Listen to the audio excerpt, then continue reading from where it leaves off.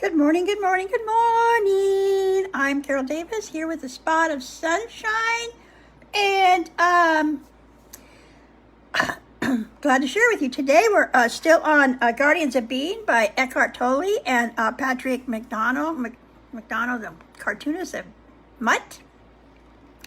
And today it's about living in the moment, the now, which of course is what Eckhart's famous for, but this book is so fun because it's basically a children's book, teaching children how to live in truth. And so we're actually on page 76 by now. We've been reading it a while, and today we start with awesome. The key to transformation is to make friends with this moment. How awesome is that sentence? Make friends with this moment. What form it takes doesn't matter. Say yes to it, allow it, be with it. Oh, that was the dog's teaching. I'm just translating into words. Oh, there's a cartoon. Gee, what time is it? And the dog yells, no, no, no, no. Dogs always know what time it is. I dedicate today's session to my friend Brooke, who's a dog trainer, just like the best in the world. Nobody can love dogs more than her, and she's amazing. Brooke Fago. So I'm dedicating today's to her because she would love this. Make friends with this moment. Dogs. So, you think we should go for a walk? Arf, arf. This is cartoon. Okay. And then it's just pages of cartoons of the dog walking the master. See, that's the point we're getting to. You're not walking the dog's walking you. Allow your dog to take you for a walk every day. It's good for the body. And it's good for the soul.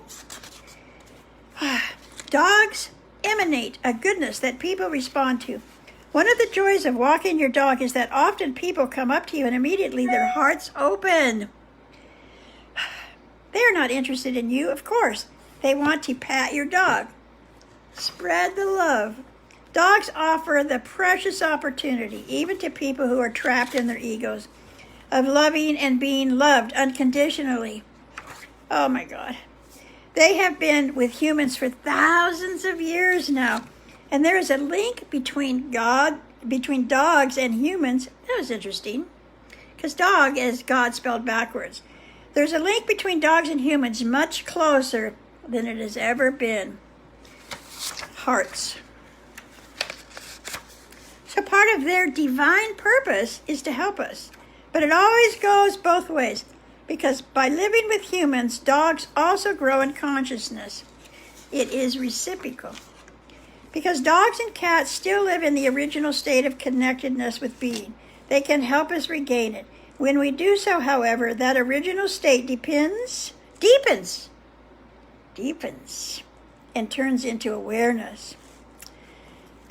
I'm going to read this page one more time, okay? Because it's powerful. I love it. Because dogs and cats still live in the original state of connectedness with being, they can help us regain it. When we do so, however, that original state deepens and turns into awareness. More pages. This is the owner and the dog. They're just looking out over the water, connecting, deepening their awareness of what is. See, dogs and cats know how to be in the now. They're just always right here and right now. Always. We don't fall below thinking. We rise above it. Nature will teach you how to be still. If you don't impose on it a stream of thoughts, a very deep meeting takes place when you perceive nature in that way without naming things. And in my book, Changeless Change, I actually have a whole chapter or two on how nature teaches us. In all this, I've found all the problems in my life can be solved in nature. And of course with animals. Animals always help center me and bring me back to my truth. Always. And I miss having one right now.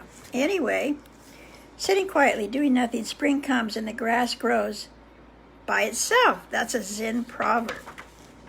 When you don't, oh my gosh, here we go. When you don't cover up the world with words and labels, a sense of the miraculous returns to your life that was lost a long time ago when humanity, instead of using thought, became possessed by thought. A depth returns to your life.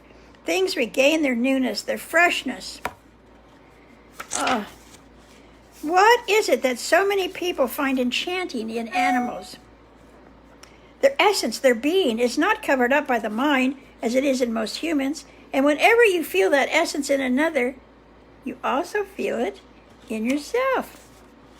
Every being is a spark of the divine or God. Look into the eyes of the dog and sense that innermost core. When you are present, you can sense the spirit, the one consciousness, in every creature and love it as yourself. Love is deep empathy with the other's beingness. You recognize yourself, your essence in the other, and so you can no longer inflict suffering on the other. You are not separate from the whole. You are one with the sun, the earth, the air. You don't have a life. You are the life. You don't have a life. You are the life. Oh. The one life, the one consciousness, takes on the form of a man or woman. A blade of grass, a dog, a planet, a sun, a galaxy. This is the play of forms, the dance of life. We are ultimately not separate, not from one another, nor from any living thing, the flower, the tree, the cat, the dog. You can sense yourself in them. The essence of who you are. You could say God. There is a term, a Christian term, which is beautiful.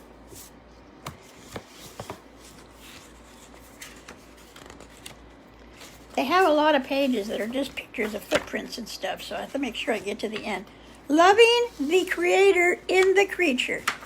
Oh, how beautiful is that? So, right on time, we finished with that book, Guardians of Being.